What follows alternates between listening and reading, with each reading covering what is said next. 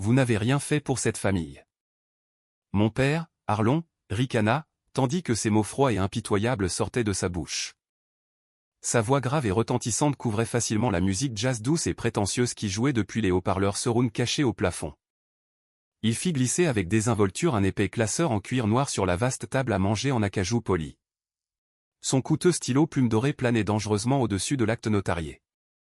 Un document méticuleusement rédigé, destiné à me déposséder légalement de ma société écran d'une valeur de 7 600 000 $, et à remettre mes 5 années de labeur acharné, baignées de sueur et de sang, à mon arrogant frère cadet. À cet instant précis, mon téléphone bon marché et très abîmé, commença à vibrer violemment dans la poche de ma veste délavée. Une notification lumineuse apparut sur l'écran profondément fissuré. Le brevet Quantum Grid était officiellement sécurisé. Les enchères du Pentagone et des grands géants de la technologie commençaient à 12 milliards. Je regardais mon père, qui venait de terminer le dernier bouclage dramatique de sa signature, et je souris. Mais avant de vous montrer comment je les ai fait s'étouffer avec cette signature et comment j'ai réduit leur empire en cendres, vous devez comprendre le monstre qu'ils ont créé, vous devez savoir ce qui a alimenté ce feu. Le décor de cette trahison ultime était planté dans l'atmosphère suffocante et toxique du Penthouse familial. Les délicats verres à vin en cristal s'entrechoquaient doucement contre les fines assiettes en porcelaine, alors que nous nous réunissions pour notre dîner dominical obligatoire, surplombant la vaste skyline illuminée de Chicago. Cette résidence n'était pas seulement une maison.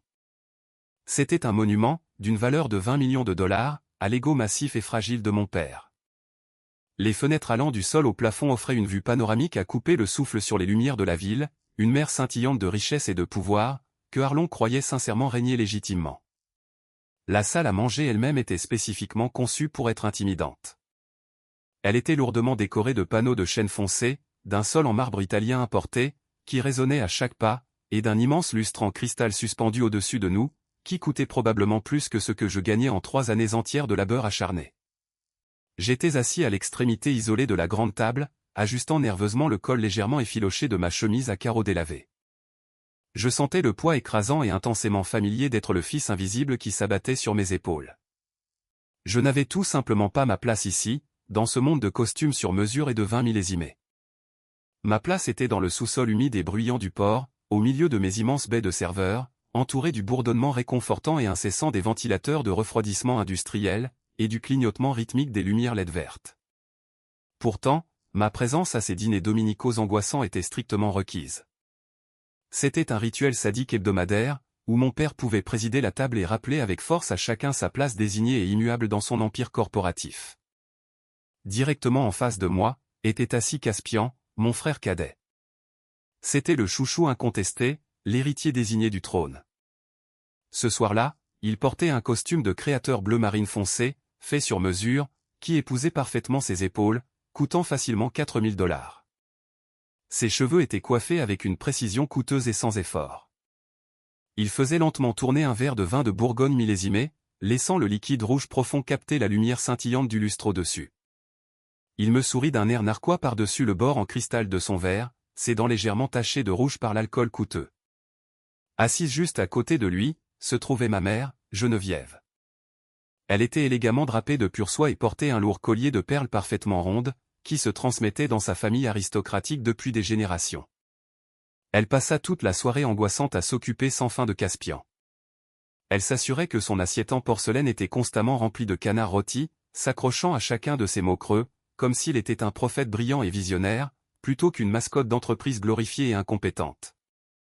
Qui ne pouvait même pas lire une feuille de calcul basique.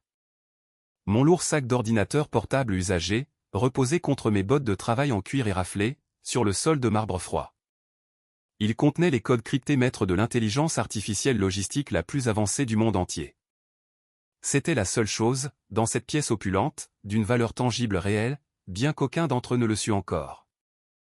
Nolan, commença abruptement mon père, sans même prendre la peine de lever les yeux de sa coupe de steak saignant parfaitement cuit. Nous devons discuter de la salle des serveurs du sous-sol du port. Votre petite expérience insignifiante là-bas, consomme beaucoup trop d'énergie, et très franchement, il est temps de passer à des choses plus importantes. Je m'arrêtai, ma fourchette en argent suspendue à mi-chemin de ma bouche. La salle des serveurs n'était pas une petite expérience. C'était le centre nerveux absolu de toute sa compagnie maritime. Que voulez-vous dire par « il est temps de passer à autre chose » demandai-je, forçant ma voix à rester soigneusement stable, cachant la montée soudaine d'adrénaline dans mon sang. Je repoussai lentement mon assiette en porcelaine. Mon appétit s'évanouissant instantanément dans l'air tendu. Caspian a désespérément besoin d'espace, intervint ma mère en douceur, tamponnant élégamment ses lèvres rouges parfaitement maquillées avec une serviette en lin blanc immaculé. Il a une vision nouvelle, brillante et révolutionnaire pour le département d'innovation stratégique. Il a besoin d'un laboratoire dédié, à la pointe de la technologie, là-bas, pour bien montrer son incroyable leadership au conseil d'administration mondial. Nous faisons venir des architectes de premier ordre demain matin, pour repenser complètement le sous-sol. Je la regardais avec une incrédulité totale, puis je tournai lentement mon regard dur vers Caspian. Caspian pouvait à peine réinitialiser un routeur sans fil de bureau standard, sans appeler le service d'assistance informatique en panique hurlante. C'était un maître dans l'art de voler le mérite des autres, un parasite corporatif inutile, enveloppé dans des vêtements de créateurs coûteux. Alors, vous voulez que je vide tout mon équipement, demandai-je, le goût amer familier de l'injustice flagrante tapissant lourdement ma langue. Pas, vider, dit mon père sèchement, levant enfin les yeux de son coûteux repas. Ses yeux étaient froids et morts. Transférer.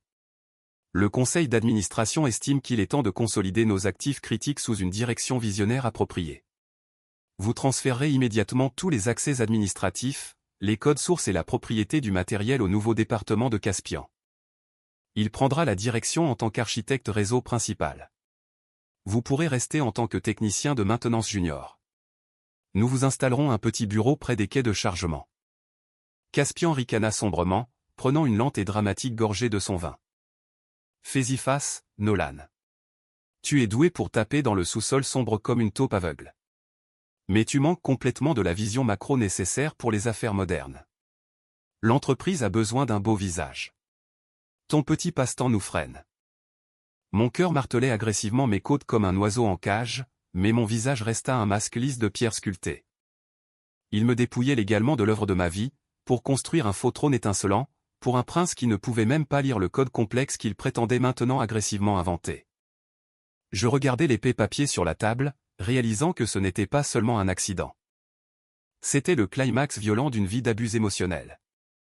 Avant que le feu rugissant ne consume absolument tout ce qui leur est cher, vous devez traverser lentement mon musée personnel et soigneusement gardé de la douleur. C'est une collection sombre et lourde de souvenirs, soigneusement organisée au cours d'une vie où j'ai été la pierre angulaire invisible et désignée de l'ambition implacable de ma famille. Ce dîner explosif n'était pas un acte de rébellion soudain et non provoqué. C'était une lente et douloureuse hémorragie de mon âme même, qui avait commencé bien avant que je ne m'asseye devant un écran pour écrire ma première ligne de code complexe. La toute première exposition de mon musée mental est un souvenir vif, datant de mes 14 ans. J'avais passé 3 mois entiers et épuisants de mes précieuses vacances d'été à construire un drone télécommandé entièrement fonctionnel, et ce, à partir de zéro. J'avais récupéré de la ferraille rouillée dans la dangereuse décharge locale, fouillé des poubelles sales derrière les magasins d'électronique pour des moteurs cassés et abandonnés, et appris patiemment le soudage de base et complexe, à l'aide de livres de bibliothèque lourds et obsolètes. Mes jeunes mains étaient constamment couvertes de petites brûlures cuisantes et de coupures profondes, mais honnêtement, je m'en moquais complètement. Lorsque j'ai finalement réussi à faire planer le drone brut et lourd, de manière stable, dans l'air humide de notre vaste arrière-cour, j'ai eu l'impression d'avoir absolument conquis le monde. C'était un incroyable triomphe de pure volonté. J'étais tellement, immensément, profondément fier de moi. Je l'ai soigneusement laissé reposer sur l'îlot de cuisine en granit lisse, attendant avec impatience près de la porte d'entrée, pour le montrer à mon père, dès qu'il rentrerait du bureau d'entreprise. Caspian, qui n'avait que 10 ans à l'époque, mais qui était déjà profondément gâté, errait sans but dans la cuisine. Il a vu ma création et a immédiatement exigé de jouer avec. Quand il n'a pas pu facilement comprendre l'interface délicate et très sensible de la télécommande que j'avais conçue sur mesure, il est devenu violemment frustré. Il a fait une énorme crise de colère hurlante, a violemment saisi la base métallique lourde de mon délicat drone et a marché directement dehors. J'ai regardé avec une horreur absolue et paralysée, comment il a négligemment, malicieusement, jeté 3 mois de mon travail acharné et passionné directement dans le grand bain de notre immense piscine. Le terrible grésillement de l'eau chlorée, qui faisait instantanément griller les circuits délicats et non protégés, résonna fortement dans mes oreilles qui bourdonnaient. Lorsque ma mère, Geneviève, et finalement sorti sur la terrasse, attiré par mes cris désespérés et angoissés, j'étais entièrement à genoux au bord mouillé de la piscine. J'essayais désespérément de repêcher le métal cassé et abîmé avec une épuisette en plastique. Des larmes chaudes de pure frustration coulaient abondamment sur mon visage. Geneviève n'a pas grondé Caspian. Elle n'a même pas légèrement élevé la voix contre lui pour avoir détruit ma propriété. Au lieu de cela, elle a soupiré lourdement, avec une fatigue exagérée, a marché nonchalamment vers mon frère, lui a doucement lissé ses cheveux parfaits et a regardé ma forme en pleurs avec une profonde et froide contrariété. « Nolan, tu es plus âgé, dit-elle d'une voix douce, empreinte d'une lourde et dégoulinante déception. Tu sais bien qu'il ne faut pas laisser tes objets dangereux et les traîner là où ton précieux frère peut les atteindre. Il a juste glissé. C'était un accident. Laisse tomber et arrête de pleurer. Nous sommes une famille. Tu dois être beaucoup plus compréhensif envers ses besoins. » C'était la devise familiale inébranlable. Nous sommes une famille. Une phrase sans cesse cruellement utilisée comme une arme, pour exiger mon silence absolu et mon obéissance totale chaque fois que j'étais lésé. La deuxième, et bien plus douloureuse, exposition de ce sombre musée est infiniment plus dommageable pour mon âme. J'avais 24 ans, fraîchement sorti d'un programme d'ingénierie informatique épuisant et incroyablement exigeant. L'énorme entreprise de logistique familiale perdait rapidement des millions de dollars, en raison de voies de navigation sauvagement inefficaces et obsolètes, ainsi que de modèles de routage complètement dépassés. L'entreprise entière était terrifiante au bord de rater ses objectifs financiers trimestriels cruciaux, ce qui aurait instantanément fait chuter le cours de l'action publique et ruiné mon père. J'ai passé 90 nuits droites et angoissantes, complètement éveillé. Alimenté entièrement par du café de restaurant bon marché et amer, et une ambition pure et désespérée de gagner enfin l'amour de mon père. J'ai écrit, à moi seul, l'algorithme de routage maritime initial est très complexe. J'ai méticuleusement cartographié les systèmes météorologiques mondiaux chaotiques, les taux de consommation de carburant fluctuants, les distributions massives de poids de cargaison et les retards portuaires imprévisibles. Mon algorithme révolutionnaire a optimisé les routes maritimes mondiales avec une précision terrifiante et inégalée. Il a réussi à sauver la compagnie défaillante d'exactement 12 millions de dollars, au cours de son tout premier trimestre de mise en œuvre active. J'ai fièrement imprimé le rapport de diagnostic final, les soigneusement placé dans un classeur en cuir de qualité supérieure et les présenter à mon père, dans son bureau, les mains tremblantes et pleines d'espoir. Je m'attendais sincèrement à une promotion majeure, ou du moins à un seul mot de fierté chaleureuse et sincère. Au lieu de cela, Arlon a pris mon lourd classeur, a tapoté ma raide épaule d'un geste brusque, sans me regarder, et a immédiatement programmé une grande et fastueuse conférence de presse avec les meilleurs journalistes financiers de la ville. Au moment d'annoncer publiquement la percée majeure qui avait sauvé l'entreprise, mon père se tenait fièrement sur le podium brillamment éclairé, le bras fermement et affectueusement enroulé autour de Caspian. Caspian venait de rentrer de 6 mois de vacances luxueuses et festives en Europe, arborant un bronzage profond et coûteux, ainsi qu'un superbe costume sur mesure. Mes brillants fils l'ont fait, annonça Arlon à haute voix aux caméras aveuglantes et clignotantes de la presse. La direction stratégique inégalée de Caspian, sa vision géniale et sans précédent pour l'avenir de la logistique mondiale, combinée à une assistance technique mineure et basique de Nolan en arrière-plan, a complètement révolutionné toute notre flotte mondiale. Je me tenais silencieusement à l'arrière sombre de la pièce bondée et bruyante, complètement invisible.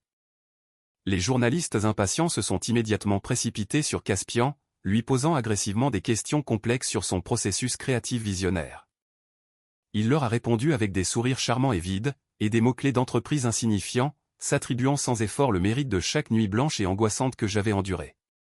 Lorsque j'ai finalement affronté mon père plus tard ce soir-là, dans l'intimité de son bureau, sa réponse fut froide, très calculée et entièrement dépourvue de toute chaleur paternelle. Caspian a simplement l'image, Nolan, déclara-t-il froidement, en se versant un très grand verre de scotch coûteux. Il sait exactement comment parler en douceur aux investisseurs fortunés. Il ressemble exactement à un puissant chef de la direction. Toi, tu as le cerveau brut, c'est sûr, mais tu manques complètement de la présence nécessaire. Tu marmonnes constamment. Tu regardes tes chaussures bon marché quand tu parles. Nous devons impitoyablement jouer sur nos forces spécifiques. Tu reçois un salaire très stable et fiable, et lui, il reçoit les feux de la rampe. C'est simplement bon pour les affaires. Apprends ta place appropriée dans cette hiérarchie. Je n'ai pas crié. Je n'ai pas fait de crise de colère violente. Je n'ai pas démissionné de manière dramatique sur le champ. J'ai juste fait demi-tour, je suis lentement redescendu au sous-sol sombre et humide, et j'ai continué à taper mon code. J'ai ravalé la rage brûlante et acide profondément dans mon estomac. Mais je ne savais tout simplement pas que ma patience était sur le point d'être testée au-delà de toutes les limites humaines. La troisième et la plus angoissante exposition de mon musée personnel est la dure et inéluctable réalité physique de mon existence quotidienne. C'est l'environnement physique littéral qu'ils m'ont brutalement forcé à endurer chaque jour, alors qu'ils récoltaient avidement les énormes récompenses financières de mon travail sans fin. Le contraste frappant et indéniable entre nos vies était une pilule amère et dentelée que je devais avaler violemment chaque matin au réveil.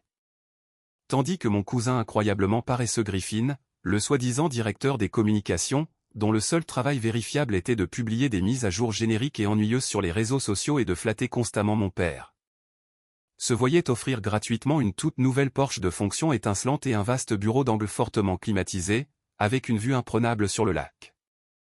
Moi, j'étais banni en permanence au sous-sol du port. Ma salle de serveur en béton sans fenêtre n'avait absolument pas de climatisation centrale. Pendant les mois d'été brutaux, suffocants et implacablement humides de la ville, la température là-bas, dans cette boîte de béton, atteignait régulièrement et dangereusement 100 degrés Fahrenheit. La chaleur oppressive et stagnante menaçait constamment de faire littéralement fondre les serveurs physiques vitaux, extrêmement coûteux, qui empêchaient les énormes cargos de l'entreprise de se perdre complètement en mer. L'odeur âcre et piquante de la poussière brûlée, du métal chaud et de l'ozone électrique, était une agression constante et nauséabonde pour mes sens. Je passais mes journées de 12 heures, complètement trempé de ma propre sueur, écoutant constamment le rugissement assourdissant des moteurs à réaction des machines défaillantes. Désespéré, j'ai soumis une demande de réquisition formelle très détaillée pour une mise à niveau basique et nécessaire de l'unité de refroidissement de la pièce. Le coût total estimé était d'exactement 10 000 $, une somme complètement triviale, presque invisible, pour une entreprise de logistique mondiale de notre taille massive. La demande urgente a été immédiatement interceptée et impitoyablement refusée par Griffin.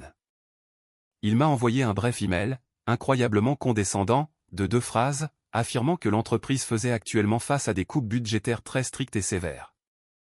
Il a écrit que nous devions tous, bravement nous serrer la ceinture et faire des sacrifices personnels difficiles pour le bien supérieur de l'empire familial. Le lendemain même, j'étais assis à mon bureau en métal bon marché, mangeant mon triste déjeuner froid, alors que la sueur me coulait dans les yeux, lorsque j'ai ouvert mon application de médias sociaux sur mon téléphone. Là, épinglée tout en haut de mon fil d'actualité, se trouvait une photo haute définition, fièrement postée par Caspian. Il était confortablement assis dans un box VIP en cuir moelleux, dans une boîte de nuit du centre-ville extrêmement exclusive et notoirement chère, souriant follement à la caméra, tout en brandissant une bouteille de champagne. Serrée à son poignet, se trouvait une toute nouvelle montre Rolex en or, en édition très limitée, qui coûtait exactement 15 000 $. La légende arrogante disait simplement « Le travail acharné paie toujours ». Nous célébrons un trimestre financier record avec la meilleure équipe. Béni Viedco. Je fixais l'écran fissuré, la lumière bleue se reflétant faiblement dans mes yeux fatigués et injectés de sang. J'ai fini par conduire jusqu'à un magasin de quincaillerie bon marché et j'ai acheté 3 énormes ventilateurs industriels bruyants, en utilisant mes propres économies personnelles qui diminuaient rapidement. Juste pour empêcher les serveurs vitaux de littéralement prendre feu et de détruire le réseau. J'étais assis dans une flaque de sueur grandissante, écoutant le bruit incessant et agressif des pales de ventilateurs bon marché, tandis que j'écrivais méticuleusement le code avancé, qui payait directement son style de vie luxueux et insouciant. Je n'étais rien de plus que la bête de somme silencieuse, le cheval de trait fiable qu'il gardait délibérément caché dans l'obscurité. Il me jetait de minuscules miettes de validation vides, tandis qu'il paradait fièrement à la lumière vive, portant la fine soie coûteuse, tissée entièrement de ma sueur, de mon stress et de mon sang. Il croyait vraiment, profondément, que j'étais beaucoup trop timide, trop brisé mentalement et trop agressif, loyal au nom de la famille, pour jamais oser mordre la main lourde qui m'affamait constamment. Ils ont fatalement pris mon silence persistant pour une soumission pathétique complète. Mais ils se sont complètement trompés. Chaque fois que Arlon rejetait froidement mes efforts. Chaque fois que Geneviève inventait des excuses écœurantes pour les échecs de son enfant prodige. Chaque fois que Caspian montrait ses dents coûteuses et parfaitement blanchies, et revendiquait bruyamment mon travail de génie comme le sien. Une nouvelle ligne de code, hautement destructive, était écrite dans mon esprit aiguisé. Ils pensaient que je travaillais aveuglément pour eux, dans la chaleur suffocante. Ils ne savaient pas que je cartographiais activement et méticuleusement l'architecture exacte de leur ignorance massive. J'étudiais intensément leurs énormes et flagrants angles morts. Je calculais tranquillement, méthodiquement et froidement comment leur acheter toute la ferme sous le nez, et la réduire complètement en cendres. La fournaise littérale dans laquelle il m'avait enfermé n'a pas brisé mon esprit. Elle m'a intensément forgé en quelque chose qu'il ne pouvait jamais espérer contrôler. La colère bouillonnait constamment juste sous la surface, attendant patiemment le moment absolument parfait pour éclater violemment. Mais quand exactement l'allumette serait-elle frappée pour allumer ce baril de poudre? Le point de rupture final et catastrophique ne s'est pas produit du jour au lendemain. La terrifiante prise de conscience que je participais activement et volontairement à ma propre exploitation sans fin, m'a frappé comme un train de marchandises à toute vitesse, par une soirée pluvieuse et glaciale de fin novembre. J'étais assis seul dans un restaurant miteux, légèrement sale et éclairé au néon, situé à des kilomètres de la tour corporative brillante et intimidante de notre empire familial. La pluie lourde et glaciale s'abattait agressivement contre les fenêtres sales et grasses.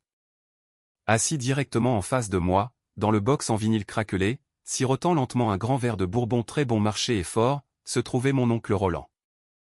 Roland était le frère aîné de mon père, le mouton noir absolu et incontesté de toute la riche famille. Il possédait un esprit financier aussi incroyablement aiguisé qu'une lame de rasoir. Mais il avait été brutalement et sans cérémonie évincé de l'entreprise il y a 10 ans, pour avoir simplement posé beaucoup trop de questions inconfortables et très précises, sur la destination réelle des fonds opérationnels massifs. C'était un homme calme et observateur, qui portait constamment des vestes en cuir épaisse et délavées, possédait une voix grave et grondante, et fumait des cigarettes bon marché et fortes. Il était la seule personne de toute la famille élargie, qui voyait la vérité laide et pourrie derrière la façade très polie et coûteuse. Roland me regarda attentivement, ses yeux sombres et vifs étudiant de près les lourdes cernes violettes sous mes yeux épuisés, et le tremblement nerveux dû à l'épuisement, qui agitait mes mains pâles. Toute cette famille est un parasite massif, Nolan, dit-il d'une voix grave, sa voix rauque coupant facilement le bruit des assiettes en céramique bon marché, provenant de la cuisine animée. Ils absorbent sans merci la vie et l'énergie de quiconque a un talent tangible réel, et ils construisent d'énormes statues dorées pour les charlatans inutiles, qui ne savent que sourire parfaitement aux caméras qui clignotent. Combien de temps encore vas-tu jouer volontairement le rôle de l'agneau sacrificiel pathétique pour l'ego sans fin de ton père? Je regardais profondément dans ma tasse de café noir amer, observant le liquide sombre ondulé. C'est mon travail assigné, oncle Roland. Si je pars soudainement, tout le système de routage mondial s'effondre complètement en une seule semaine.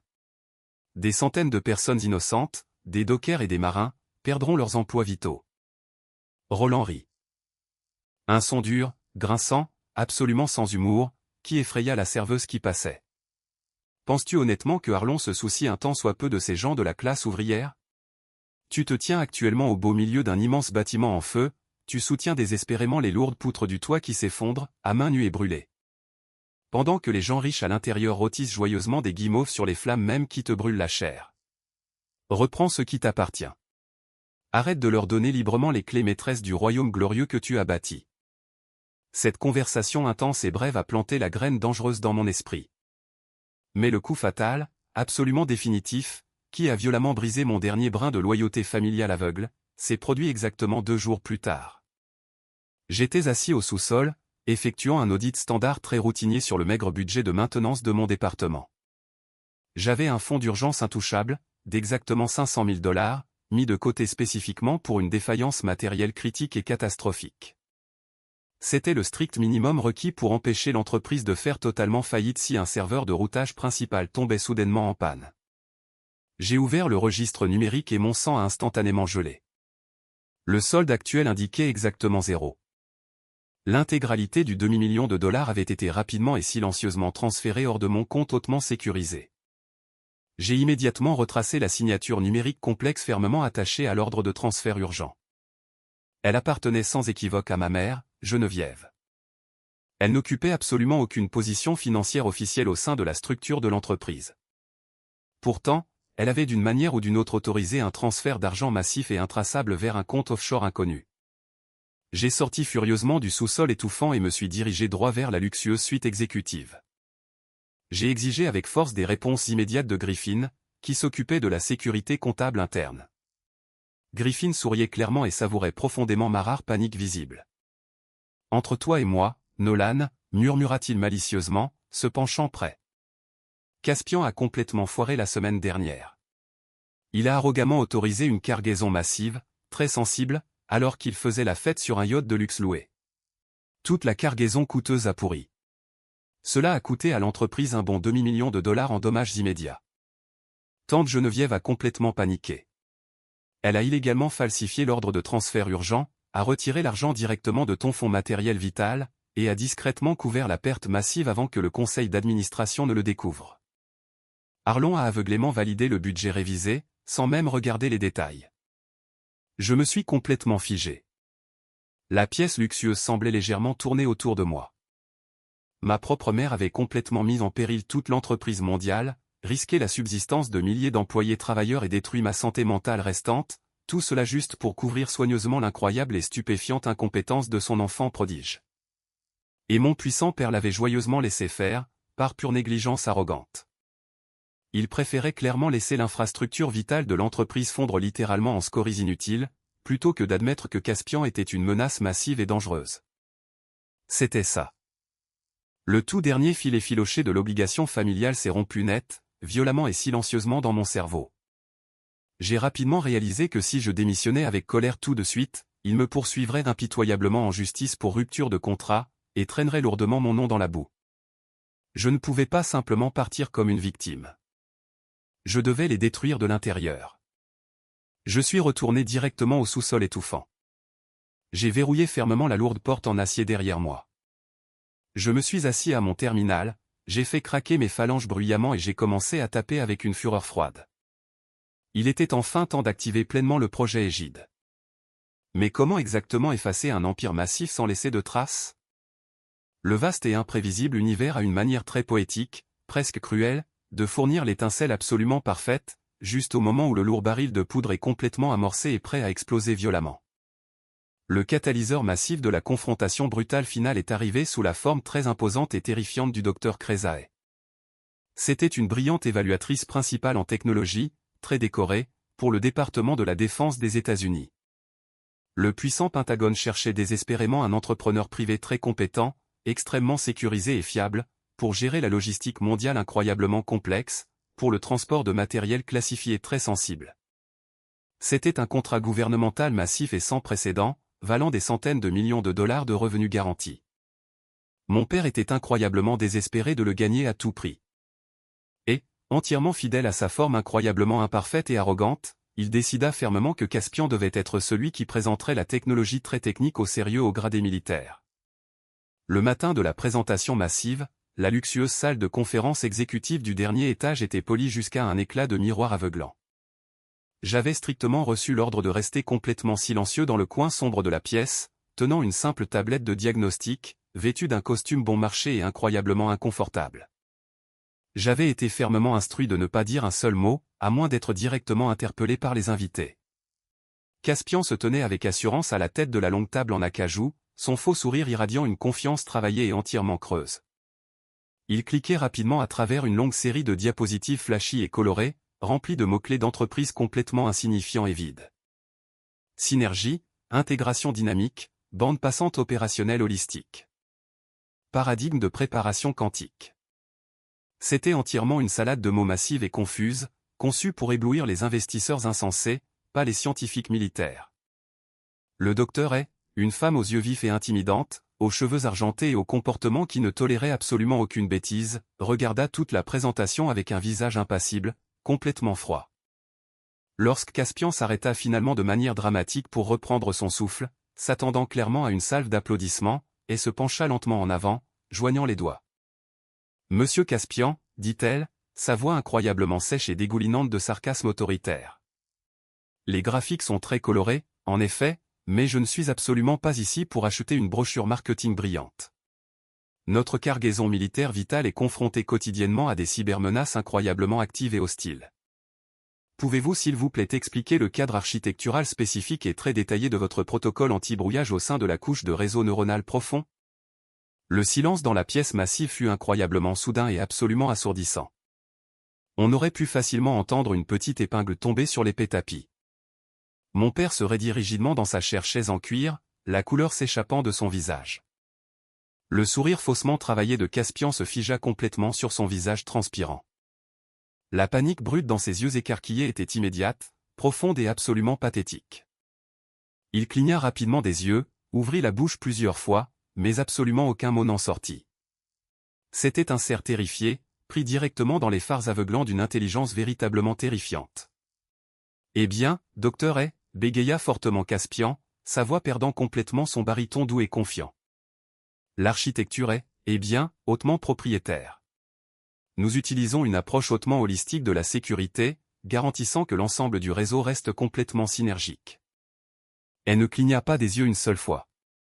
Synergique est un adjectif, monsieur Caspian, pas un protocole de sécurité valide. Expliquez-moi précisément le comportement exact des nœuds lors d'une attaque par déni de service. Caspian se noyait rapidement, et il le savait. Il tourna son regard désespéré et implorant directement vers moi, qui me tenait silencieusement dans les ombres profondes. Nolan, dit-il, sa voix incroyablement tendue par une panique à peine dissimulée. Pourquoi ne pas intervenir tout de suite et expliquer facilement les détails granulaires à la bonne docteure? Je m'avançai lentement, savourant sa terreur. J'aurais pu exposer complètement son ignorance massive sur le champ. Mais j'avais désespérément besoin de cette connexion militaire vitale pour ma propre stratégie finale. Je lui répondis parfaitement, mais j'omis délibérément et soigneusement exactement 50% des véritables mécanismes centraux du système. Les yeux perçants de passèrent instantanément du visage pâle et transpirant de Caspian directement à moi. Elle était incroyablement perspicace. Elle vit instantanément qui était le véritable cerveau authentique dans la pièce. Elle ignora complètement Caspian à partir de ce moment-là et me posa 3 autres questions très techniques et incroyablement complexes. Je répondis à toutes parfaitement. La réunion se termina très brusquement juste après cela. Et rangea sa mallette silencieusement et quitta la pièce sans un sourire. Dès que les lourdes portes en chaîne se refermèrent fermement, l'explosion massive se produisit enfin. Mais la colère intense n'était absolument pas dirigée contre Caspian pour son échec embarrassant. Elle était dirigée entièrement et injustement contre moi. Qu'est-ce que c'était que ça exactement, Nolan, rugit furieusement mon père, claquant violemment son poing lourd sur la table en verre, faisant trembler les tasses à café coûteuses. Je tressaillis légèrement. J'ai sauvé toute la présentation de l'effondrement total, répondis-je calmement. Tu as intentionnellement sapé ton propre frère, hurla Arlon, son visage devenant rapidement une nuance dangereuse de rouge foncé et marbré. Tu as délibérément utilisé un jargon technique confus et arrogant juste pour te faire passer pour intelligent. Tu l'as complètement embarrassé devant le Pentagone. Retourne immédiatement au sous-sol avant que je ne te renvoie sur le champ. Il venait d'insulter profondément le seul homme qui maintenait son énorme contrat militaire. C'est à ce moment précis que je lui ai joyeusement tendu la lourde corde. Mais allait-il vraiment passer la corde au cou lui-même? Pendant les 2 longues et angoissantes années suivantes, j'ai mené une double vie épuisante et incroyablement éprouvante, qui a failli détruire ma santé physique. Pendant la journée, je maintenais soigneusement le système hérité obsolète, jouant à la perfection le rôle pathétique du frère subordonné, complètement invisible. J'apportais du café chaud chaque fois qu'on me le demandait impoliment. Je gardais ma tête fatiguée baissée et ma bouche complètement fermée. Mais la nuit, entre les heures calmes et isolantes de minuit et 4 heures du matin, lorsque le reste du monde inconscient dormait profondément, j'ai construit quelque chose d'entièrement nouveau, à partir de zéro. J'ai méticuleusement conçu une grille quantique massive, si incroyablement avancée, si terrifiante efficace, qu'elle faisait passer le logiciel actuel de l'entreprise pour une calculatrice de poche cassée et bon marché. Je ne l'ai absolument pas construit sur les serveurs de l'entreprise. Je savais pertinemment qu'ils tenteraient de le revendiquer légalement. J'ai secrètement loué une architecture de cloud privé hautement sécurisée et pratiquement impénétrable, en utilisant chaque sou que j'avais en réserve.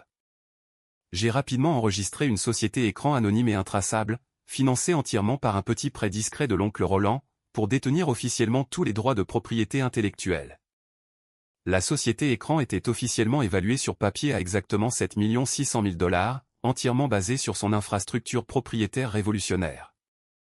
La véritable et glorieuse beauté de mon plan de vengeance ultime résidait dans sa profonde ironie poétique. Ce que mon père et mon frère incroyablement arrogants ne savaient absolument pas, c'est que j'avais silencieusement et soigneusement acheminé le traitement des données absolument le plus critique, loin des serveurs physiques de l'entreprise et directement vers mon interface de cloud privé. Les serveurs matériels incroyablement coûteux de l'entreprise, qui se trouvaient dans le sous-sol étouffant, devenaient de plus en plus une coquille vide et inutile. Pour réussir cela complètement sans être détecté, j'ai initié ce que j'ai secrètement appelé le protocole du pont-levis. Au cours d'un long week-end de vacances stressant, j'ai systématiquement et chirurgicalement effacé chaque ligne de mon code d'intelligence artificielle avancée, complètement des serveurs physiques de l'entreprise. J'ai soigneusement laissé derrière moi un leurre très convaincant, un programme fantôme creux qui mimait parfaitement les fonctions superficielles de base, juste assez bien pour maintenir les énormes cargos en mouvement fluide pendant quelques jours de plus. Il répondait normalement au ping de base, mais il ne contenait absolument aucune des logiques propriétaires réelles. Pour l'œil non entraîné, c'est-à-dire absolument n'importe qui dans ma famille arrogante, les serveurs semblaient parfaitement, complètement fonctionnels. Mais j'avais toujours désespérément besoin d'un bouclier juridique en béton, incassable, pour m'assurer qu'il ne pourrait jamais toucher mon vrai travail une fois la vérité révélée. J'ai engagé un avocat d'affaires très cher et incroyablement agressif. Ensemble, avec l'expertise financière de l'oncle Roland, nous avons élaboré un chef-d'œuvre total de l'ingénierie juridique moderne. Exactement 2 jours avant le fatidique et explosif dîner dominical, je suis entré calmement dans le vaste et luxueux bureau d'angle de mon père. Arlon était au téléphone sans fil, arpentant toute la longueur de son incroyablement cher tapis persan, se vantant bruyamment et arrogamment à un investisseur majeur des fausses réalisations de Caspian. Je me suis tenu tranquillement et patiemment près de la lourde porte en chêne, tenant fermement une pile épaisse et lourde de papier sur un presse-papier en bois. C'était un document massif de conformité d'audit de 50 pages. Arlon finit par me remarquer et roula des yeux de manière dramatique, couvrant le microphone. « Qu'y a-t-il, Nolan ? Fais vite. Je suis incroyablement occupé à gérer un empire. Juste les mises à jour obligatoires de conformité de sécurité trimestrielle standard, dis-je doucement, en gardant strictement mon ton terne, soumis et absolument inintéressant. Les auditeurs fédéraux externes ont absolument besoin de votre signature directe avant 17 h aujourd'hui. Cela signifie simplement que vous reconnaissez formellement les pare-feux de sécurité actuels de l'entreprise. Les 46 premières pages étaient des formulations corporatives standards, ennuyeuses, tapées entièrement dans une très petite police, avec des marges extrêmement serrées, juste pour les rendre aussi fastidieuses et illisibles que possible. Mais la page 47 contenait une clause juridique dévastatrice, très spécifique. J'ai calmement pointé du doigt les notes autocollantes jaune vif, indiquant exactement où il devait signer de manière critique. Arlon soupira lourdement, un bruit fort de souffrance immense et exagéré. Il prit agressivement son très cher stylo en or, et traça rapidement sa signature désordonnée et arrogante, juste au bas de la page 47, juste à côté de la note autocollante jaune, puis il tourna aveuglément à la dernière page et signa à nouveau. Il n'a absolument pas lu un seul mot du document. « Voilà, c'est fait », claqua Arlon rudement, me chassant d'un geste de la main. « Maintenant, retourne en bas dans ta petite grotte et ne fais pas de bêtises. » Je sortis calmement du grand bureau, mon visage un masque totalement vide, mon cœur battant de victoire. Le piège à ours en acier massif était enfin grand ouvert. Il ne lui restait plus qu'à faire un seul pas en avant. Si vous appréciez cette histoire intense de vengeance calculée ultime, veuillez prendre un moment pour soutenir la chaîne. Appuyez sur le bouton j'aime, abonnez-vous, et laissez un commentaire rapide ci-dessous, en me faisant savoir exactement de quelle ville, état ou pays vous regardez. Chaque interaction aide vraiment plus de gens à découvrir ces histoires incroyables. L'atmosphère tendue dans la salle à manger est soudainement revenue au moment présent, suffocant. Nous étions assis autour de la massive table en acajou. Les restes d'un coûteux dîner dominical étaient éparpillés sur les fines assiettes en porcelaine. Mon père, Arlon, me fixait avec un mépris pur et non dilué brûlant dans ses yeux froids. Il poussa négligemment le lourd classeur en cuir noir, contenant l'acte de transfert légal, sur la surface en bois poli.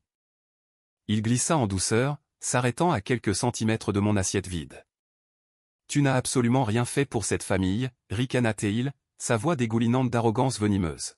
« Ton frère mérite vraiment la structure d'entreprise de 7 600 000 $ que tu as gaspillé ton temps à construire. Tu la lui signeras ce soir, ou tu seras complètement licencié et absolument ruiné d'ici demain matin. » Il n'attendit même pas ma réponse.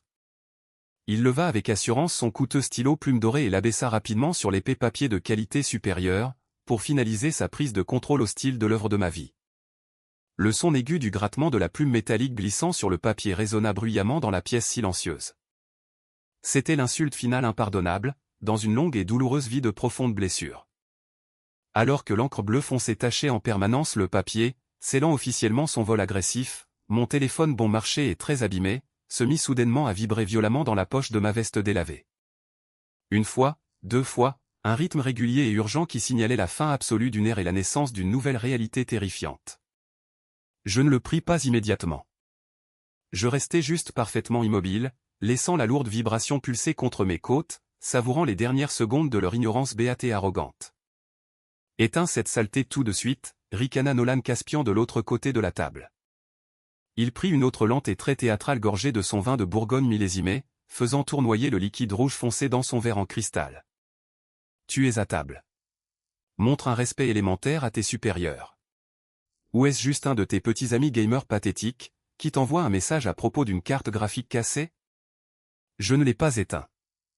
Au lieu de cela, j'ai lentement et délibérément mis la main dans la poche de ma veste usée, et j'ai sorti l'appareil.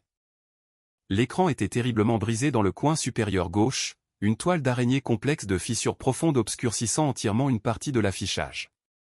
C'était une manifestation physique parfaite de la vie misérable et brisée qu'il m'avait forcé à vivre. Mais le texte de la notification urgente, brillant sur l'écran, était limpide. C'était un message lourdement crypté, acheminé en toute sécurité via ma société écran anonyme, transmis directement des plus hauts niveaux exécutifs du département de la Défense des États-Unis. J'ai regardé l'écran lumineux pendant un long moment, puis j'ai lentement levé mes yeux froids pour regarder directement mon frère, puis ma mère, et enfin mon père. Le poids écrasant de ce que j'étais sur le point de faire s'est posé confortablement sur mes épaules, non pas comme un lourd fardeau, mais comme une libération profonde et intensément salvatrice.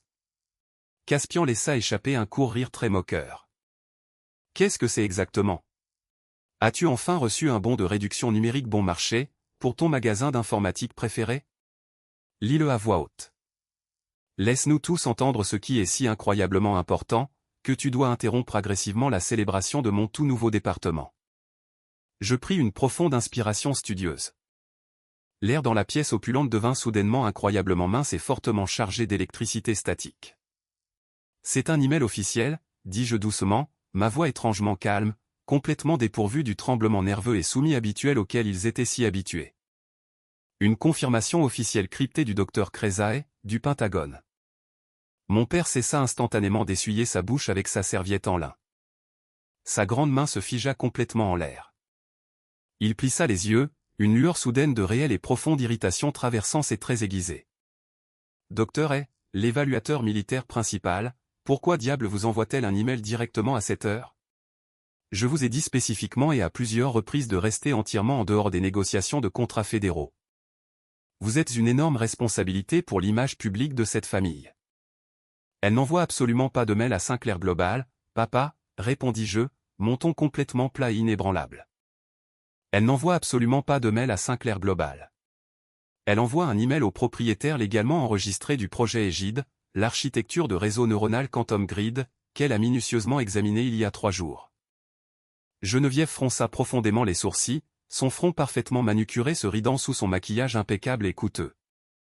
Projet Égide? De quoi diable parle-t-il, Arlon? Est-ce une nouvelle voie de navigation? Je ne laissai pas mon père répondre à sa question confuse. J'appuyai fermement mon pouce contre l'écran fissuré, déverrouillant l'appareil et ouvris le message crypté complet.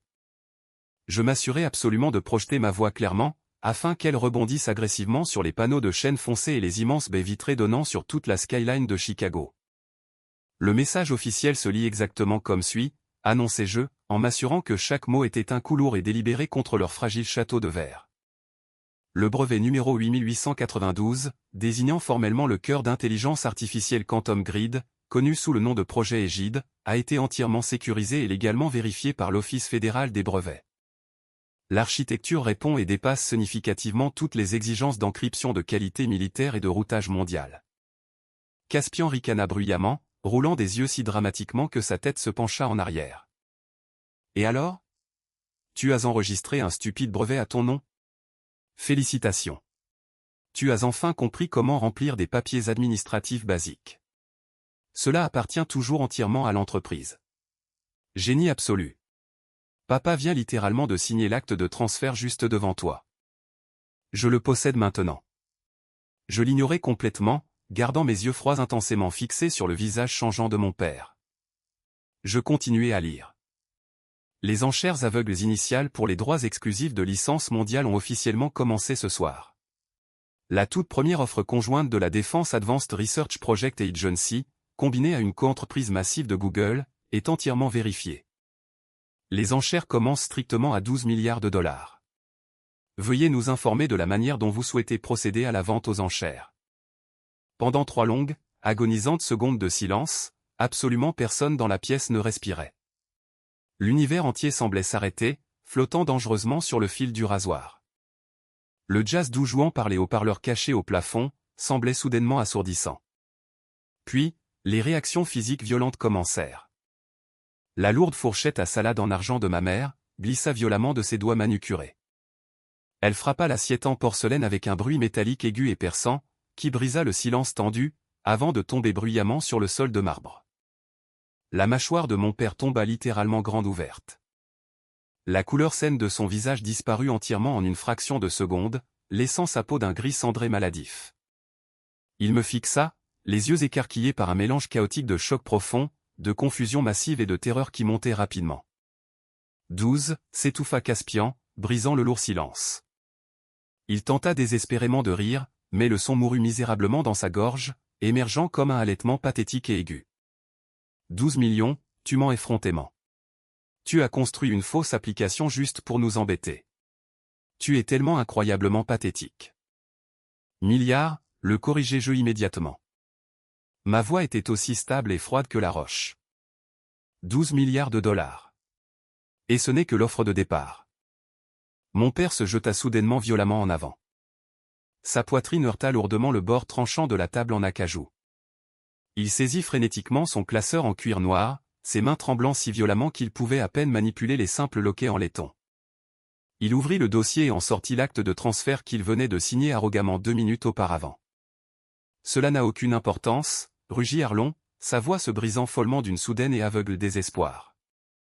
Il agita agressivement l'épais papier en l'air, son visage complètement tordu dans un masque de déni furieux et absolu. J'ai juste signé l'acte. Tu es mon employé. Tout brevet que tu déposes secrètement, alors que tu es sur ma liste de paie directe, en utilisant mes serveurs coûteux, appartient entièrement à Sinclair Global. Tu viens de faire gagner 12 milliards de dollars à cette famille. Espèce de misérable ingrat. Je te ferai escorter par la sécurité armée hors du bâtiment demain matin, et Caspian prendra officiellement le contrôle de tout le contrat. Je le regardais délirer comme un fou, sentant une chaleur profonde et incroyablement satisfaisante se répandre rapidement dans ma poitrine. Je me levai lentement de ma chaise, la repoussant de sorte que les pieds en bois grinçassent bruyamment sur le sol en marbre.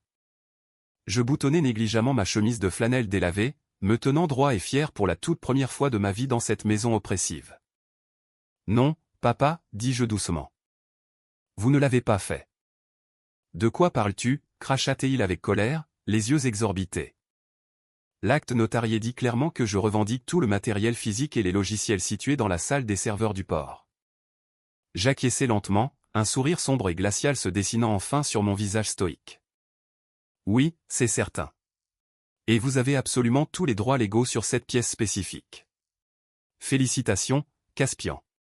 Vous êtes maintenant le fier propriétaire de 40 serveurs physiques complètement vides et fortement obsolètes. Caspian se leva brusquement, sa lourde chaise basculant dangereusement en arrière et s'écrasant bruyamment sur le sol. Que veux-tu dire par « vide » hurla-t-il. J'ai entièrement effacé ces serveurs physiques il y a 3 jours, expliquai-je en douceur, savourant profondément chaque syllabe qui sortait de ma bouche. Le code qui fait actuellement fonctionner Sinclair Global est un leurre creux et inutile. C'est un programme fantôme. Il n'a absolument pas de réseau neuronal quantique. Il n'a aucune modélisation prédictive.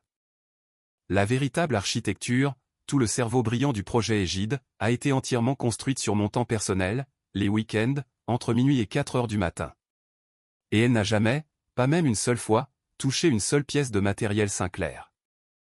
Elle vit actuellement sur un réseau cloud privé hautement sécurisé, légalement détenu par une société écran anonyme enregistrée au Delaware. Mon père me fixait, sa bouche s'ouvrant et se fermant silencieusement comme un poisson étouffant tiré sur la terre ferme. Qui possède exactement la société écran, murmura-t-il d'une voix rauque. Je mis lentement la main dans ma poche avant et en sortis une petite clé USB en argent. Je la jetai négligemment sur la table. Elle glissa rapidement sur le bois très poli et heurta doucement son verre à vin en cristal, produisant un léger son de cloche. L'oncle Roland était l'agent enregistré, dis-je doucement, le regardant les yeux s'écarquiller d'horreur absolue à la mention du nom de son frère. Et il m'a légalement transféré la propriété totale et incontestée de la société Écran hier après-midi. Vous n'avez absolument pas volé le travail de ma vie ce soir, papa. Vous venez de revendiquer légalement la propriété totale d'un énorme tas de déchets électroniques. L'air de la salle à manger devint rapidement très toxique, avec un mélange puissant et suffocant d'incrédulité totale et de panique pure et non adultérée. Il me regardait intensément, comme si j'avais soudainement épluché ma peau humaine, pour révéler un monstre extraterrestre terrifiant et imparable en dessous. Le cheval de trait soumis, calme et fiable qu'ils avaient constamment abusé pendant plus d'une décennie avait complètement disparu. Entièrement remplacé par un bourreau impitoyable tenant une lourde et massive hache directement au-dessus de tout leur empire corporatif. « Tu bluffes complètement », murmura mon père, sa voix incroyablement tremblante. Il agrippait le bord épais de la table si fort que ses phalanges étaient d'un blanc éclatant. Tu n'as absolument pas les ressources financières pour construire une infrastructure de cloud privé. Tu n'es qu'un simple mécanicien. Tu gagnes un salaire pathétique. Tu ne peux pas te permettre cela. Vous avez raison, répondis-je calmement, m'éloignant doucement de la table et marchant délibérément vers la massive télévision à écran plat, solidement fixée au mur du fond de la salle à manger. Je n'aurais absolument pas pu me le permettre avec mon seul salaire, mais j'ai tranquillement vendu 3 algorithmes de routage maritime mineurs et très efficaces à des entreprises de camionnage rivales indépendantes il y a 2 ans. J'ai gagné juste assez d'argent pour louer l'espace serveur privé et engager un très bon avocat d'affaires, très agressif.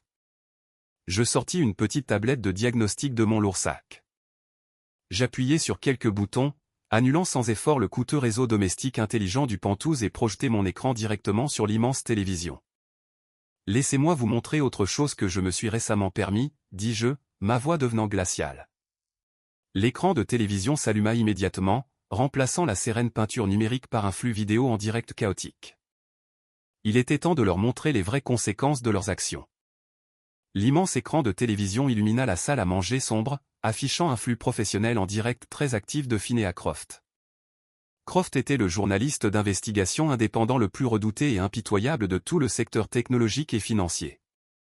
Il était incroyablement connu pour démolir agressivement les entreprises corrompues et avides, avec une précision chirurgicale et dévastatrice. Dans le coin supérieur de l'écran, le nombre de spectateurs en direct, d'un rouge vif, augmentait rapidement à une vitesse terrifiante. 100 000, 150 000, 200 000 spectateurs et cela augmentait à chaque seconde. Et donc, le mystérieux et brillant développeur, derrière l'énorme projet égide, m'a finalement autorisé à révéler la sombre et laide vérité. La voix grave et retentissante de Phineas Croft résonna bruyamment à travers les haut-parleurs Surround Premium de la salle à manger. Pendant 4 longues années, Sinclair Global a fièrement exhibé un homme nommé Caspian Sinclair comme leur brillant innovateur. Mais des documents hautement classifiés, qui m'ont été fournis en toute sécurité ce soir, prouvent absolument que Caspian n'est rien de plus qu'un homme de paille incompétent et dangereux.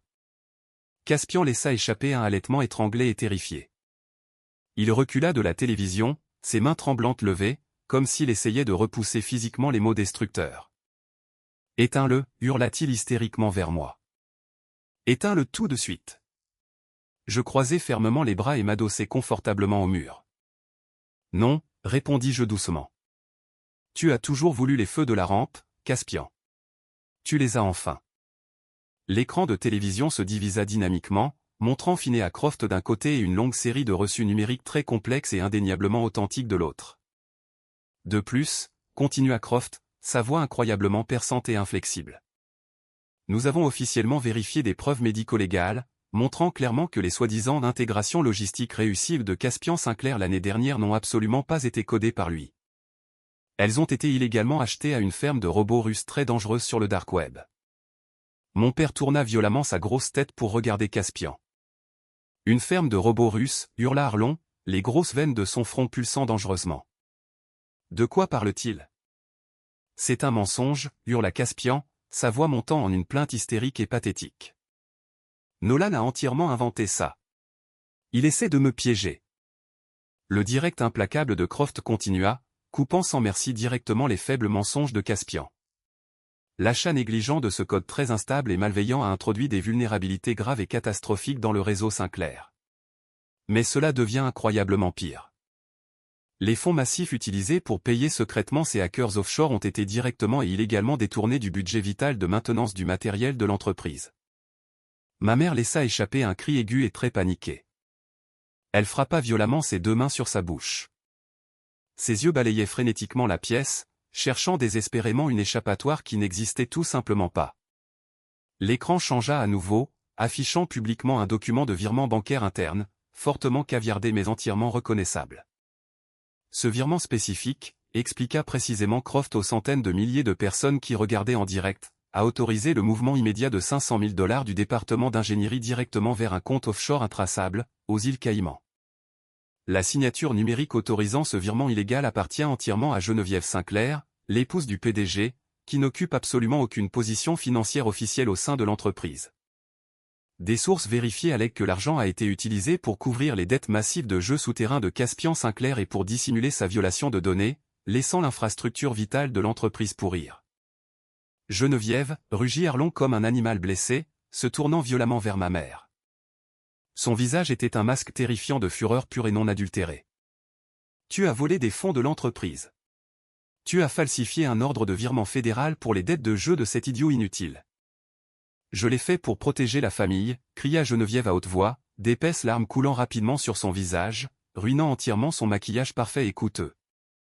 Ces hommes dangereux allaient le blesser, Arlon. Ils allaient directement voir la presse. Je devais protéger notre image. Votre image, hurla Arlon, saisissant son verre à vin vide et le jetant violemment contre le mur. Il se brisa instantanément en 100 morceaux tranchants. Le vin rouge restant coulait lentement sur le coûteux papier peint en soie, comme du sang frais.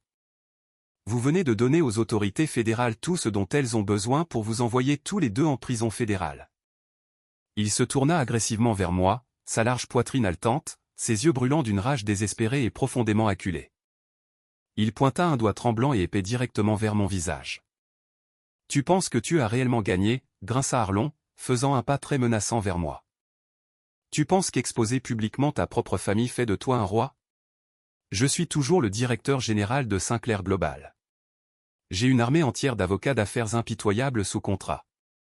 Je te poursuivrai pour espionnage corporatif massif. Je t'enchaînerai complètement dans un brutal litige pendant les 20 prochaines années. Tu ne verras jamais un seul centime de ce contrat de défense de 12 milliards. Je t'écraserai absolument jusqu'à ce que tu rampes à genoux, suppliant de revenir au sous-sol. Je le regardais, totalement imperturbable par ces menaces creuses. Il était enfin temps de jouer ma meilleure carte. Merci de suivre cette histoire intense. Si vous êtes profondément investi dans l'idée de voir cette famille toxique obtenir exactement ce qu'elle mérite, laissez un commentaire ci-dessous avec les mots « toujours là ». C'est un petit insigne d'honneur, qui montre que vous êtes arrivé au point culminant, et je mettrai personnellement un « j'aime » et répondrai à chaque commentaire qu'il inclura. Je relevai les yeux vers mon père, rencontrant son regard furieux et injecté de sang, avec des yeux aussi froids et incroyablement profonds que l'océan gelé. Vous n'allez absolument pas me poursuivre en justice, papa, dis-je très doucement. Le volume absolument glaçant de ma voix le força à cesser instinctivement de crier et à écouter. Vous n'allez rien faire parce que vous n'avez tout simplement plus le pouvoir légal de me renvoyer. Je possède 51% de toute cette entreprise. Arlon cracha, le visage rouge de rage. J'ai absolument le bloc de vote majoritaire. Je suis littéralement un dieu dans cette salle de conseil. Je peux faire ce que je veux, et je vais t'écraser. Je secouai lentement la tête. Un sentiment profond et très inattendu de véritable pitié m'envahit enfin. Vous auriez vraiment dû lire les petits caractères, papa. Quels petits caractères, demanda-t-il agressivement, sa bravade bruyante fléchissant légèrement alors qu'une graine de doute entrait dans son esprit. Le document de conformité de sécurité que je vous ai calmement donné à signer jeudi dernier, dis-je, me détachant avec confiance du mur et revenant lentement vers la table. Le document massif de 50 pages que vous avez arrogamment cru n'être qu'une routine. Arlon se figea complètement, le souvenir frais de l'épaisse pile de papier clignotant intensément derrière ses yeux écarquillés. Je mis calmement la main dans mon lourd sac et en sortis une copie certifiée et légalement contraignante du document exact. Je la jetai négligemment sur la table, juste au-dessus de l'acte de transfert complètement inutile qu'il avait signé plus tôt. Tournez directement à la page 47. Lui dis-je, ma voix résonnant puissamment dans la pièce silencieuse et incroyablement tendue. Clause 3. L'atmosphère dans la salle à manger passa rapidement d'une colère chaotique explosive à une terreur glaciale et rampante. Mon père fixa intensément l'épais document reposant sur la table, comme s'il s'agissait d'un serpent très venimeux enroulé et parfaitement prêt à frapper son cou. Sa poitrine se soulevait et s'abaissait par des respirations rapides et très superficielles. Il ne voulait désespérément pas y toucher. Il savait au fond de lui que ce qui était imprimé de manière permanente sur cette page spécifique était la fin absolue de son long règne. « Lis-le, Arlon » murmura ma mère, sa voix tremblante violemment. Elle serrait son collier de perles si fort que le coûteux fil semblait entièrement prêt à se casser. « Que as-tu signé » Arlon tendit lentement, hésitamment la main. Sa grande main, normalement si stable et si autoritaire, tremblait complètement de manière incontrôlable. Il saisit l'épais document, feuilletant maladroitement et désespérément les 46 premières pages de jargon corporatif standard et ennuyeux. Il trouva enfin la page 47. Il trouva la note autocollante jaune vif, où sa signature désordonnée et très arrogante reposait dans une encre permanente et indéniable. Il lut entièrement silencieusement la clause 3, tandis que ses yeux parcouraient rapidement le texte dense. Les toutes dernières gouttes de sang s'écoulèrent complètement de son visage. Ses genoux fléchirent légèrement sous son immense poids. Il laissa tomber le lourd document sur la table et trébucha en arrière, s'effondrant lourdement dans sa chaise en cuir. Il se serra désespérément la poitrine, la bouche grande ouverte, luttant intensément pour aspirer l'air de basse dans ses poumons défaillants. « Qu'est-ce que ça dit » demanda Caspian, sa voix incroyablement stridente et paniquée. Il se précipita violemment autour de la table, saisissant agressivement le document. Les yeux de Caspian balayèrent frénétiquement la page. Il n'était pas brillant, mais même lui pouvait facilement comprendre la simplicité terrifiante et indéniable du piège juridique. Toute tentative du conseil exécutif, lut Caspian à haute voix, sa voix se brisant horriblement, d'acquérir, de réaffecter ou de revendiquer de force la propriété d'une propriété intellectuelle développée en privé sans juste compensation marchande sera immédiatement considérée comme une violation grave et impardonnable du devoir fiduciaire. Il leva les yeux vers moi, ses yeux complètement écarquillés d'horreur absolue. Continue de lire, Caspian, ordonnai-je doucement. Lis la pénalité. Caspian déglutit difficilement, sa pomme d'Adam se soulevant intensément. Pénalité pour infraction, un transfert automatique, non contestable et immédiat de 51% des actions votantes personnelles du PDG, directement à la partie lésée, servant de compensation directe et contraignante pour le vol de propriété intellectuelle. Le papier glissa des doigts tremblants de Caspian, flottant doucement sur le sol. « Tu as complètement volé mon entreprise, halta Arlon, me regardant directement avec des yeux creux et totalement vaincu. Tu m'as malicieusement poussé à me défaire de toute mon entreprise en signant. » « Je ne vous ai pas trompé, papa, répondis-je, me tenant droit au-dessus de lui. Je n'ai pas falsifié votre signature. Je n'ai pas caché le document. Je vous l'ai remis directement en plein jour, dans votre propre bureau. Vous avez librement choisi de ne pas le lire parce que vous croyez sincèrement être complètement au-dessus des détails. Vous croyez être totalement intouchable. Vous l'avez signé incroyablement volontairement, tout comme vous avez volontairement signé l'acte ce soir, en essayant de voler le travail de ma vie. Je me baissai et ramassai calmement mon sac d'ordinateur portable. Cette clause n'était qu'un piège conditionnel, expliquai-je, les regardant froidement tous les trois. Elle ne s'est activée que si vous tentiez activement de voler ma propriété intellectuelle. Si vous m'aviez simplement laissé travailler en paix, cette clause serait restée complètement dormante pour toujours. Vous avez appuyé sur la gâchette vous-même. Caspian s'écria soudainement. La terrible prise de conscience que tout son style de vie somptueux et son statut d'enfant prodige était en train de s'évaporer le plongea dans une panique aveugle et insouciante. « Espèce d'ordure » hurla Caspian. Il se jeta violemment à travers la table, renversant verre à vin et assiette, ses mains agrippant agressivement ma gorge. « Je vais te tuer. » Avant même que ses mains ne puissent effleurer légèrement le tissu de ma chemise, les lourdes portes de la salle à manger s'ouvrirent avec force. Deux hommes massifs en costume sombre entrèrent rapidement dans la pièce. C'étaient des entrepreneurs de sécurité privée d'élite que j'avais officiellement engagés ce matin-là. Le premier garde se déplaça avec une vitesse terrifiante. Saisissant fermement Caspian par le col de son coûteux costume et le plaquant incroyablement fort contre le mur lambrissé de chêne. Caspian haleta bruyamment, le souffle complètement coupé de ses poumons, épinglé impuissant contre le bois. « Lâchez-le » cria Geneviève, courant vers eux. Le deuxième garde leva une main massive, l'arrêtant fermement dans son élan. « Veuillez reculer, madame, dit-il, sa voix grave et entièrement dépourvue d'émotion. Le transfert d'action a été légalement exécuté au moment exact où vous avez signé cet acte ce soir, dis-je à mon père. À partir de ce soir, je possède 51% de Sinclair Global. J'ai une réunion de conseil d'administration d'urgence demain.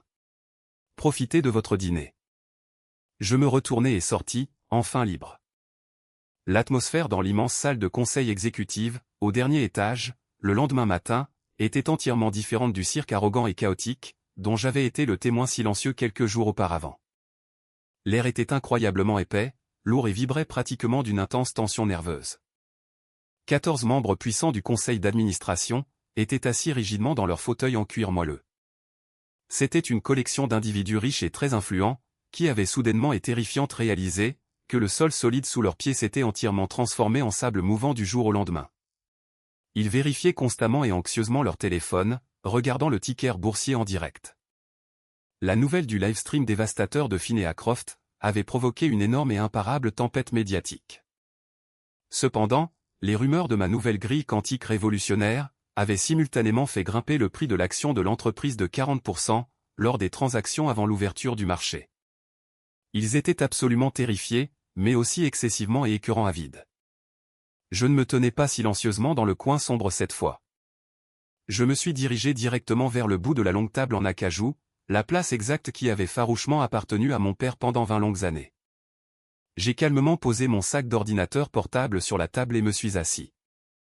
Je portais ma chemise de flanelle à carreaux délavés habituelle et un jean foncé. Le contraste saisissant avec leurs 1000 costumes sur mesure était très déroutant et entièrement intentionnel. Mon père, Arlon, était assis vers le milieu de la table. Il avait l'air d'avoir vieilli de 10 années entièrement misérable du jour au lendemain. Son visage était pâle, ses yeux fortement injectés de sang, et il portait un costume qui semblait légèrement froissé, comme s'il avait dormi dedans. Caspian était assis juste à côté de lui, transpirant abondamment, rongeant furieusement son pouce. Griffin, le cousin singe volant, était lourdement recroquevillé à l'extrémité, essayant désespérément de se rendre invisible. Assise directement à ma droite, agissant comme ma validation ultime, se trouvait le docteur Kreza et du Pentagone. Elle était en uniforme militaire complet, très décorée. Sa présence intense était un témoignage silencieux et terrifiant du pouvoir absolu que je détenais désormais. Cette réunion d'urgence du conseil d'administration est officiellement ouverte, annonça le secrétaire général, sa voix tremblant visiblement alors qu'il ajustait nerveusement ses lunettes. Avant de commencer l'ordre du jour formel, mon père se leva.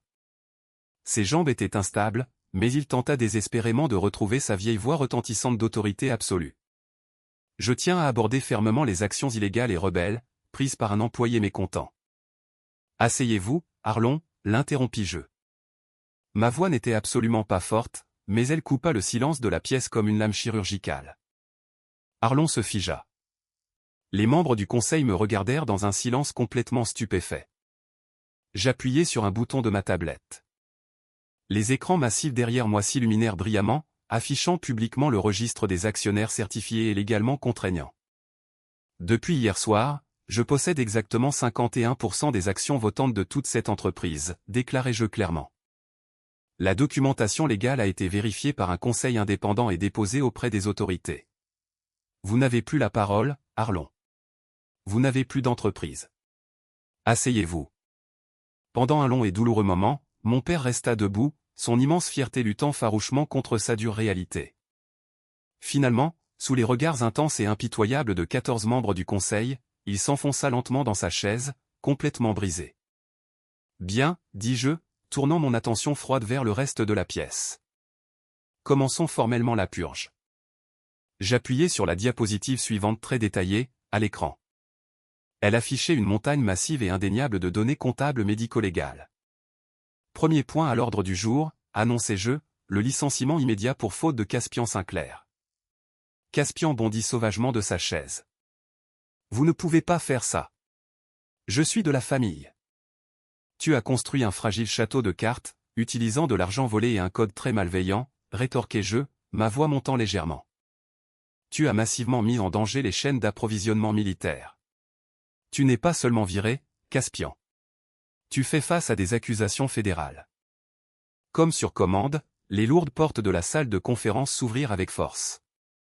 3 agents au visage sévère, en coupe-vent sombre portant les lettres jaunes vives du FBI, entrèrent rapidement dans la pièce. Caspian Sinclair, demanda l'agent principal, s'avançant. Nous avons un mandat fédéral pour votre arrestation immédiate, concernant de graves fraudes électroniques et détournements de fonds d'entreprise. Le visage de Caspian devint entièrement blanc. Il regarda désespérément notre père. Papa, fais quelque chose. Appelle les avocats. Arlon détourna le regard, fixant fermement le bois poli. Il ne fit absolument rien. Les agents saisirent agressivement Caspian par les bras, tirèrent brutalement ses mains derrière son dos et lui passèrent fermement une paire de menottes en acier froid autour des poignets. Il pleurait bruyamment maintenant, des sanglots pathétiques résonnant tandis qu'il le traînait dehors. Je ne ressentis pas une once de pitié. Je tournai mon attention vers l'extrémité. Griffin, il tressaillit violemment. Nolan, mon vieux, écoute, bégaya-t-il. Je ne faisais que suivre les ordres. Nous sommes cousins. Range ton bureau, Griffin, dis-je froidement. Tu es complètement viré, avec effet immédiat. Et nous allons auditer ton compte de dépenses d'entreprise. Sors d'ici. Griffin trébucha pratiquement sur ses propres pieds en sortant. Enfin, je regardai mon père. Point 3, dis-je doucement. La retraite forcée immédiate de Arlon Sinclair. Arlon n'a pas protesté. Il a juste hoché la tête lentement, une seule larme coulant sur sa joue. Le conseil accepte l'immédiat de votre démission. Il a rassemblé sa mallette et est sorti. Ses épaules étaient affaissées dans une défaite totale. La pièce était silencieuse. Maintenant, dis-je, affichant l'architecture du projet Égide sur les écrans. Discutons de la manière dont nous allons changer le monde entier. Cela fait exactement une année complète depuis ce dîner dominical incroyablement explosif qui a complètement brisé l'empire toxique des Sinclair et l'a entièrement reconstruit à partir des cendres. Je me tiens actuellement sur l'immense balcon de mon tout nouveau bureau d'angle, regardant calmement la vaste grille brillamment illuminée de Chicago. L'air nocturne est vif et froid, mais je ne le ressens absolument pas. Mon esprit est très concentré sur les écrans lumineux massifs à l'intérieur de la pièce, suivant activement le déploiement mondial du projet Égide. Nous ne transportons plus seulement des cargaisons commerciales de base. Le réseau neuronal quantique que j'ai entièrement construit dans le sous-sol sombre et étouffant est maintenant utilisé par de grandes organisations humanitaires internationales. Nous prédisons activement des phénomènes météorologiques mondiaux dévastateurs avec une précision terrifiante, acheminant des fournitures médicales d'urgence très critiques vers les zones sinistrées des jours avant que les routes ne soient emportées. La technologie que ma famille arrogante considérait comme un petit passe-temps sans valeur sauve actuellement des milliers de vies innocentes chaque jour. La valorisation de l'entreprise a officiellement dépassé 12 milliards de dollars. Le contraste frappant entre le passé douloureux et le présent glorieux est indéniable. Le procès fédéral de Caspian s'est officiellement conclu il y a exactement 3 mois. Malgré le fait que Arlon ait complètement vidé les maigres économies qui lui restaient pour des avocats de la défense très chers, les preuves médico-légales que Finney Croft et moi avions publiquement fournies étaient absolument insurmontables. Caspian a été reconnu totalement coupable de plusieurs chefs d'accusation de fraude électronique, d'espionnage corporatif et de détournement de fonds massifs. Il a été officiellement condamné à 8 longues années dans un pénitencier fédéral hautement sécurisé. Il n'y a absolument pas de costume sur mesure coûteux en prison. Il n'y a pas de 20 millésimés. Il n'y a qu'une réalité dure et brutale dont il ne peut plus se sortir par la manipulation. Arlon et Geneviève vivent très discrètement dans le Penthouse, des ombres totales de leurs anciens soins glorieux. Ils ne fréquentent plus les galas de charité huppés. La haute société de Chicago, farouchement protectrice de sa propre richesse et profondément allergique aux scandales publics, les a complètement abandonnés au moment même où l'enquête fédérale a été annoncée. Ce matin même, Geneviève est venue à mon bureau. Elle est entrée hésitante, et pendant un instant, je ne l'ai presque pas reconnue. Fini les robes de soie extravagantes et les lourds bijoux en diamant. Elle portait un simple manteau beige et des chaussures plates. Elle pleurait, suppliant mon aide.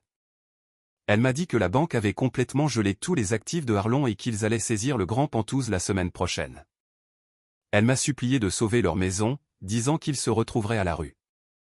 Je me suis dirigé vers mon bureau, j'ai ouvert le tiroir et j'ai sorti un épais dossier jaune.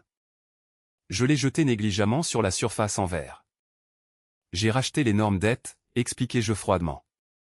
J'ai utilisé une infime fraction des frais de licence initiaux du contrat de défense massif pour acheter anonymement l'hypothèque du Pantouz directement à la banque. Ses yeux s'écarquillèrent d'un choc massif, une lueur d'espoir désespéré scintillant dans son expression fatiguée. Vous nous laissez le garder, pleura-t-elle. Je n'ai pas dit que je vous le donnais, la corrigeai-je, ma voix se transformant en acier absolu. Je suis le propriétaire légal du Pantouz. C'est ma propriété personnelle. Vous et Arlon êtes les bienvenus pour continuer à y vivre. Mais vous signerez un contrat de location très formel. Vous me paierez un loyer au prix du marché chaque mois, prélevé directement sur sa maigre pension de retraite. Si vous manquez un seul paiement, vous serez impitoyablement expulsé, comme tout autre locataire. L'espoir mourut instantanément dans ses yeux, remplacé par une réalisation stupéfaite et vide de sa nouvelle réalité brutale. Elle ramassa silencieusement le dossier et partit. C'était un toit au-dessus de leur tête. C'était bien plus que ce qu'ils m'avaient donné quand ils avaient essayé de me priver agressivement de tout ce que je possédais. Parfois, je me surprends à repenser aux années agonisantes que j'ai passées enfermé au sous-sol. Ils croyaient vraiment pouvoir m'enterrer définitivement dans l'obscurité. Ils pensaient qu'en me refusant la lumière du soleil, en coupant mes ressources, ils pourraient freiner ma croissance et me garder petit. Mais ils ont entièrement oublié une loi fondamentale et indéniable de la nature. Lorsque vous prenez une graine forte, que vous la jetez agressivement dans la terre, que vous la piétinez lourdement et que vous l'enterrez dans l'obscurité totale et suffocante, vous ne la détruisez pas. L'obscurité devient simplement son incubateur. L'immense pression la force à s'ouvrir violemment, à pousser des racines incroyablement profondes dans la terre et à se frayer un chemin violemment vers la surface. J'ai pris leur arrogance et l'ai utilisée comme engrais. Mais je veux savoir exactement ce que vous en pensez. Vous avez entendu toute l'histoire. Vous avez vu le musée de la douleur, les fonds volés, l'arrogance et le piège explosif final. Suis-je allé trop loin en forçant mes parents à payer un loyer et en laissant mon frère aller en prison fédérale? Où ont-ils obtenu exactement la justice impitoyable qu'ils méritaient? J'aimerais entendre votre verdict personnel sur cette situation dans les commentaires. Veuillez soutenir en aimant cette vidéo et en vous abonnant pour plus d'histoires vraies intenses de vengeance ultime. Merci beaucoup d'être là et je vous retrouverai dans la prochaine.